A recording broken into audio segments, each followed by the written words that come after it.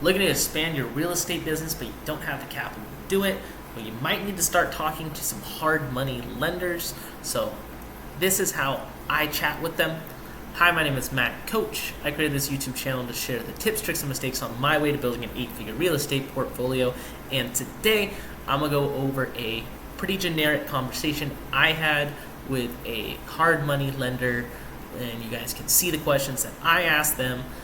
These are the kind of people that lend to you to go and buy and fix a house, usually at some portion of money down and some amount of points of interest that they'll charge for providing that service. But they are most likely necessary for you in order to grow and scale your business. If you're looking to get into doing, double-digit plus real estate transactions in a year, you most likely need a lender affiliation, and maybe it's, if you don't have maybe a rich uncle or something like that in your system, it might make sense for you to go to hard money. So here's the questions I asked them so you guys can copy and paste that when you are starting your real estate business.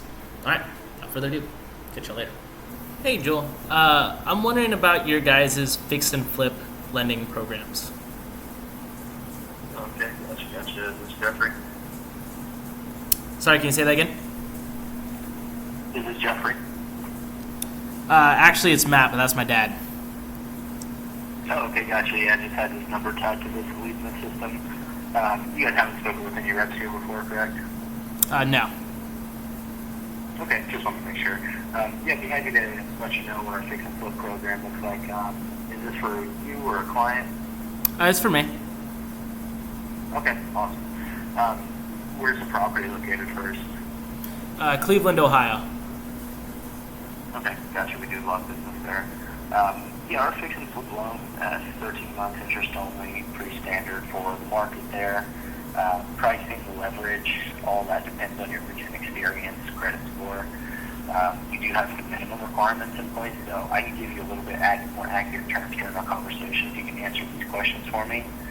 Number one, where's your current FICO score at the moment? About 790. Okay, great.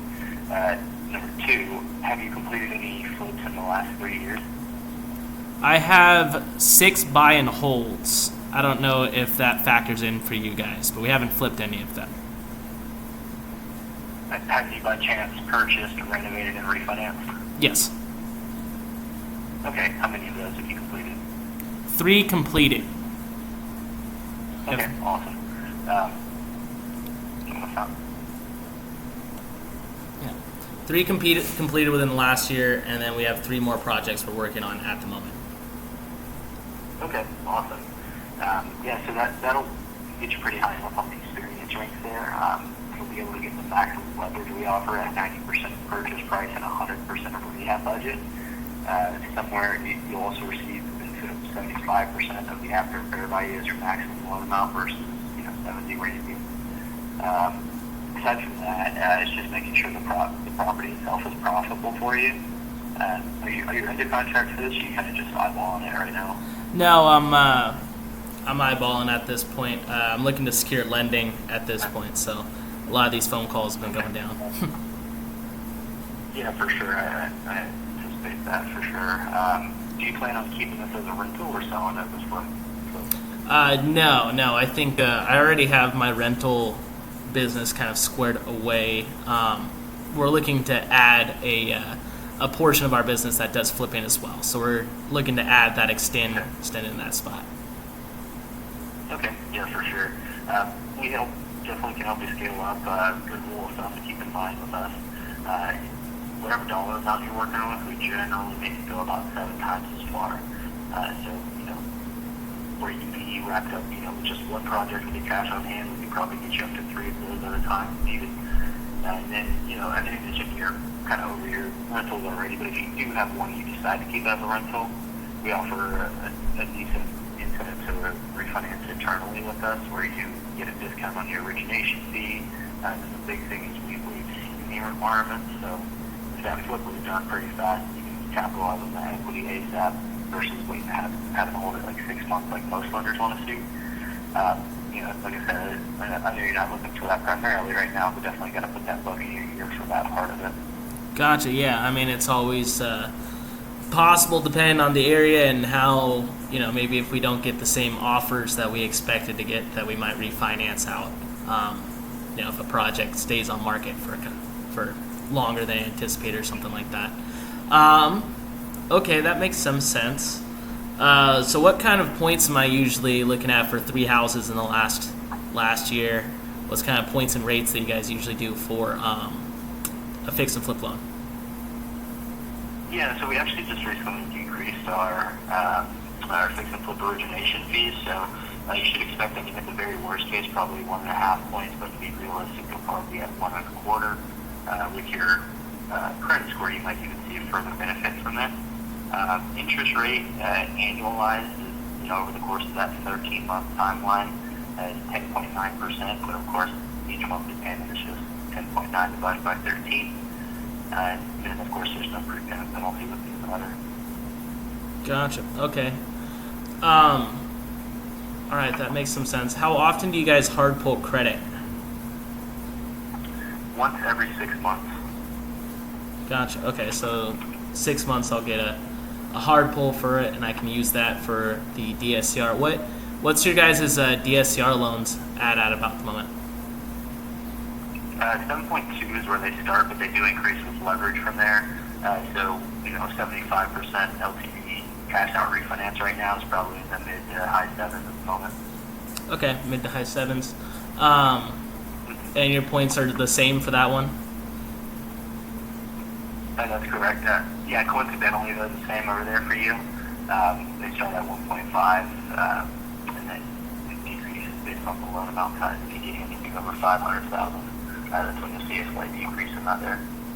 Gotcha. Okay. What's your guys' loan minimums? 75,000, and that actually is the property valuation minimum as well. Okay. So you said what was the property minimum valuation? 75,000. Okay, so you have to at least have a $75,000 property valuation on purchase?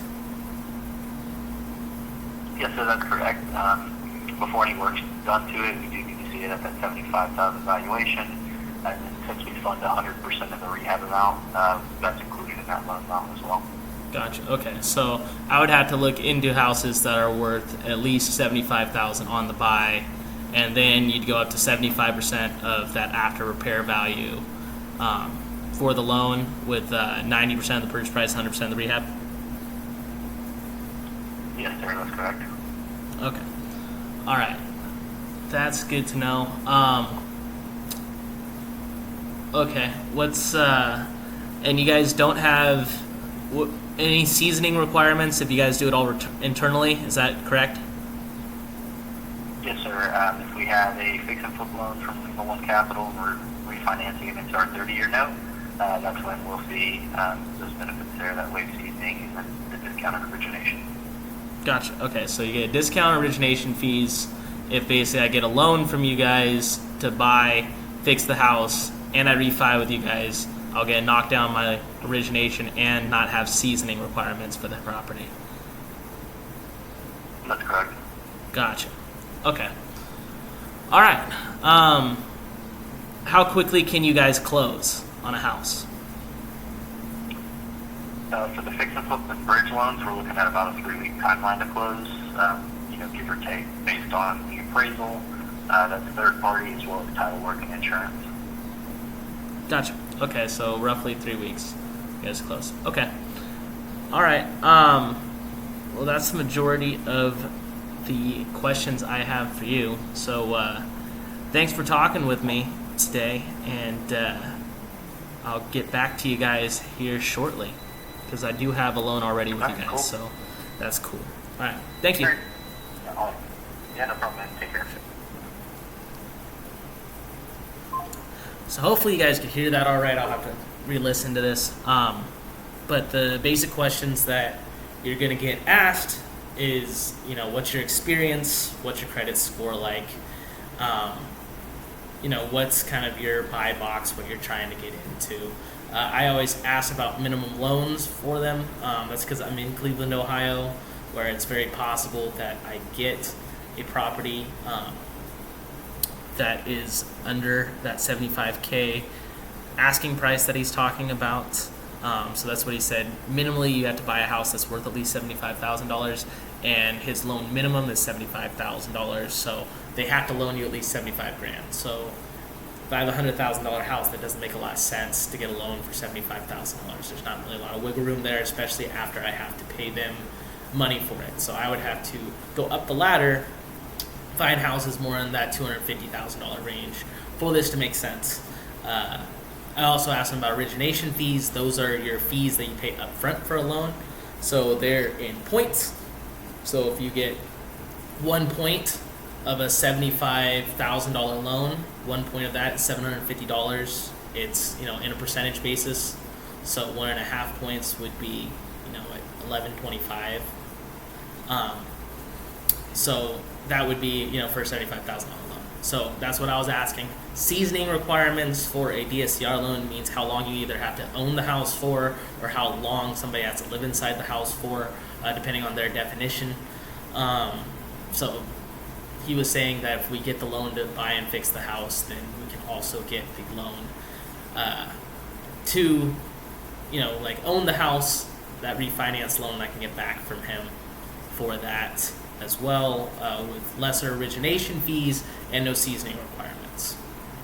So that's the kind of info you guys are going to learn. It's a fairly easy enough process. As you've seen, there's a million hard money lenders to lend you guys money. He said 90% purchase price, 100% rehab. So that means I'd have to come out of pocket 10% of the purchase price of the house, plus whatever fees he has. So that origination fee that I said, if it's 1 point, I'd have to come out $750, plus whatever title fees there are.